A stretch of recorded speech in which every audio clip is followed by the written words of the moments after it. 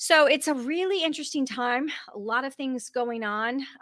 Keep your eyes really focused on the larger picture. Always look to see if what is happening makes sense economically with the economic fundamentals of markets. Because if it doesn't, it is a fake situation that will take some time, but it will eventually be rectified. And that rectification can take years. I don't want you to think that, well, gosh, if something's fake, it will just be fixed. No, we've been stimulating and quantitative easing since 2008, 2009 with TARP and then the QE123 program. So literally it takes time. It's 2022 and we're talking about things that happened beginning in 2009. So don't think that the market is just going to, implode overnight. It's not, but yet I would keep my eyes very peeled right now because of all of the factors that could go into a substantial market crash.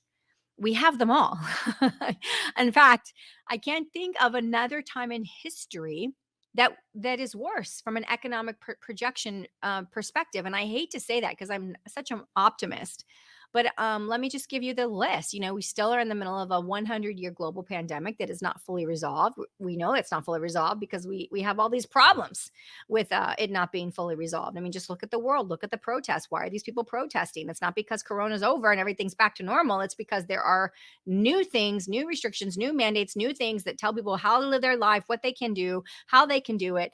You got bank accounts being frozen of people in Canada that donated to a convoy. I mean, this is a turning point geopolitically and globally across the world of what citizens are going to take as far as their freedoms being diminished and over and over and over. And you can say it's in the name of safety all you want. But Benjamin Franklin said, give up your freedom for safety. You'll have neither. That's a paraphrase, but that's basically it. And he's 100% right. People are all about freedom until they feel like, oh my gosh, I need to be protected. And they're willing to give up everything for safety. So Corona is not over. So we have a 100-year pandemic that is still not fully resolved. We have overstimulated our money supply. We have globally printed 25 trillion of currency in the last 22 months. That's never happened before. Nothing even close to that has ever happened before. No, you can't, it's just not even a possibility. Now that's on the back of all fiat money. At least in World War II, we were still on the gold standard. People went off of it, countries went off of it. Absolutely they did to go into debt, to print and money to basically be able to fund their war efforts. But those were temporary things, and they always went back and reverted back to some kind of currency backed with an actual asset. And asset class, asset backed currencies. So we have fiat money that's been overprinted. We have a global pandemic that has not been fully resolved. And now we potentially could be on the verge of some kind of World War III situation between Russia. I'm not so much worried about Russia and Ukraine. Just some of my colleagues that are in Russia that I speak to.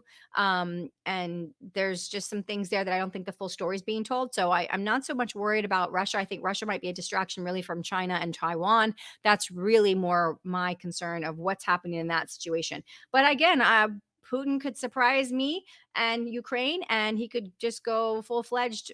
Who knows? But you're talking about Russia. We're not talking about Iraq or Afghanistan. We can't beat the drums of war to get into literally. We called it the Cold War for a reason because it was a very long process. There was two global superpowers realizing that it was in their best interests of both of them to work things out, and we have to just be careful. This is not Afghanistan. This is not Iraq. This is Russia. This is a global superpower.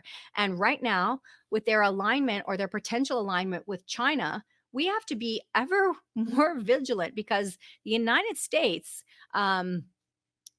we don't want to have two enemies, which include both China and Russia. That's not good from a military perspective for us because these are two extremely powerful economic countries and certainly military weapons in the form of nuclear weapons and nuclear arsenals. And also the hypersonic missiles. I don't know way too much to go into in this podcast, but the hypersonic missiles that both China and Russia seem to have is the U.S. behind in that front. This is a new quest of information that we need. So we have everything lined up. We've been overstimulating markets for over 10 years with quantitative easing and super next to zero low interest rates. We have to raise rates. We have to pull back inflation. We have to deal with geopolitical potential wars. And we have a chip shortage with which is causing all kinds of supply chains disruptions, as well as the pandemic adding into those supply chain disruptions. We also have an administration that is basically all about green energy and has shut down a lot of ability for us to be energy independent like we were in 2020. So it's a consortium, a convergence, if you will, of a lot of negative factors. That's not to say there's not a lot of positive factors, but it is to say that those negative factors will have and be brought to bear on our markets. And so be ever vigilant, you guys. Now is the time to make sure that you're not taking unnecessary risk that you aren't prepared to take.